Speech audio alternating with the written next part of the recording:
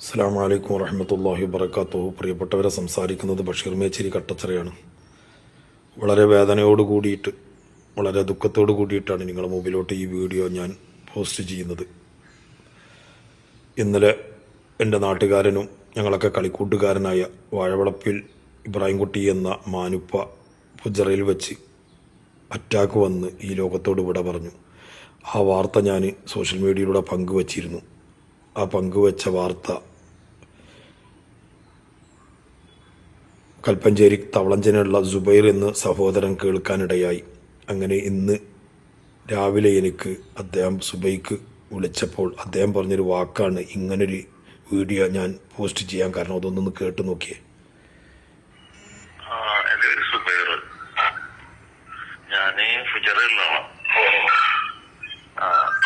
ഞാനിപ്പോ നാട്ടിലാണുള്ളത്. ഞാൻ കൽപ്പഞ്ചേരി. ഞാനിവനെ നല്ല അറിയുന്ന ഒരാളാണ്. ഞാനും കൂടിയാണ് ഒരുമിച്ച് ഞങ്ങള് എല്ലാ ദിവസവും സുബൈക്ക് പള്ളിക്ക് ജമാഅത്തുണ്ടാവും. അങ്ങനെ നല്ല പരിചയമുള്ള ഒരാളാണ്. ഇബ്രാഹിംകുട്ടിന്നാണ് പേര്. മാനുപ്പാന്ന് അവിടെ വിളിക്കല്. ഇവന് രാവിലെ ഞാൻ പള്ളിക്ക് സുബൈക്ക് എത്തുന്ന ഇവനുണ്ടാവും അവിടെ. എന്നിട്ട് അവന് വലിയൊരു റെസിപ്പി ഉണ്ടാവും കഴിക്കാൻ. എന്നിട്ട് നിസ്കാരം കഴിഞ്ഞിട്ട് കൊറേ ഇരുന്ന് ചൊല്ലി പറഞ്ഞ് ഊരിട്ട് പോകല് പോകും. എല്ലാ ജമാഅത്തിലുണ്ടാവും. അവരെ തൊട്ടടുത്തിട്ടാണ് താമസിക്കുന്നത്. പള്ളിയോട് ചാരി താമസിക്കുന്നത്. ഈ ഒരു വാക്കാണ് ഇങ്ങനൊരു വീഡിയോ ഞാൻ നിങ്ങളിലേക്ക് എത്തിക്കാൻ കാരണം. ആ ഇബ്രാഹിംകുട്ടി എന്ന ഞങ്ങളെ മാനുപ്പാൻ്റെ താമസ സ്ഥലത്ത് തൊട്ടടുത്ത് താമസിക്കുന്നതാണ് ഈ തവളഞ്ചിനുള്ള സുബൈർ എന്ന വ്യക്തി. അദ്ദേഹം ഇപ്പം നാട്ടിലാണ്. അദ്ദേഹം പറഞ്ഞ വാക്കാണ് എന്നെ വളരെ ചിന്തിക്കാനും സന്തോഷിക്കാനും അതിലേറെ വിഷമം വരാനും അത് നിങ്ങളിലേക്ക് പോസ്റ്റ് ചെയ്യാൻ കാരണം.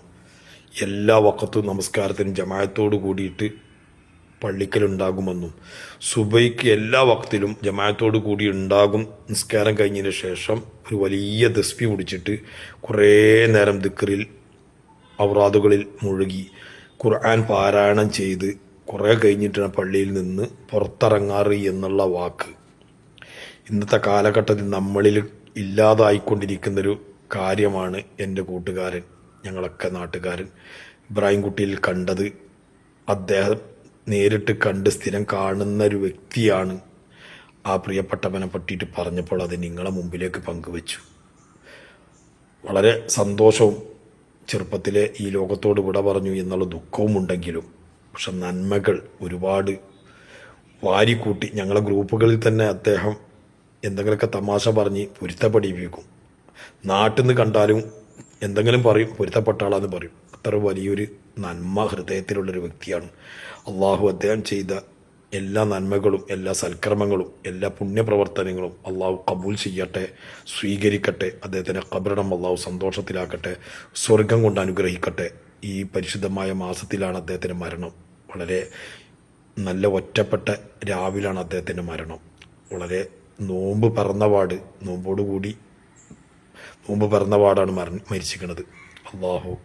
എല്ലാം അള്ളാഹു സ്വീകരിക്കട്ടെ. കൂട്ടത്തിൽ നമുക്കും നമ്മളോട് ബന്ധപ്പെട്ടവർക്കൊക്കെ അവരുടെ കൂടെ സ്വർഗത്തിൽ കയറാൻ പ്രവേശിക്കാൻ അള്ളാഹു ഭാഗ്യം നൽകുമാറാകട്ടെ എന്ന് പ്രാർത്ഥിക്കുകയാണ്. ആ സഹോദരന് വേണ്ടി നിങ്ങളൊക്കെ മഅ്ഫിറത്തിന് വേണ്ടി ഖബർ സന്തോഷത്തിലാകാൻ എല്ലാവരും പ്രാർത്ഥിക്കണം. അവരുടെ കുടുംബത്തിൽ അവരുടെ ഭാര്യ മക്കൾക്കൊക്കെ അള്ളാഹു ക്ഷമ കൊടുക്കട്ടെ. അവരുടെ ദുഃഖത്തിൽ എല്ലാവരും പങ്കുചേരണമെന്ന്. കാരണം ഇതാണ് ഞാനിത് പോസ്റ്റ് ചെയ്യാൻ കാരണം കേട്ടോ. അദ്ദേഹത്തെ പറ്റിയിട്ട് പറഞ്ഞ രണ്ട് വാക്കുണ്ടല്ലോ, തസ്ബീഹ് പിടിച്ച് ഖുർആൻ പാരായണം ചെയ്തിരിക്കുന്നൊരു വ്യക്തിയെന്ന് കേട്ടപ്പോൾ അത് നിങ്ങളിലേക്ക് പങ്കുവെക്കണം. അള്ളാഹു നമുക്കൊക്കെ അത്തരം പുണ്യപ്രവർത്തനം അമലുകൾ ചെയ്യാൻ തൗഫീഖ് അള്ളാഹു നൽകട്ടെ. ആമീൻ യാ റബ്ബൽ ആലമീൻ. എല്ലാവരും പരമാവധി ഇത് ഷെയർ ചെയ്യണം.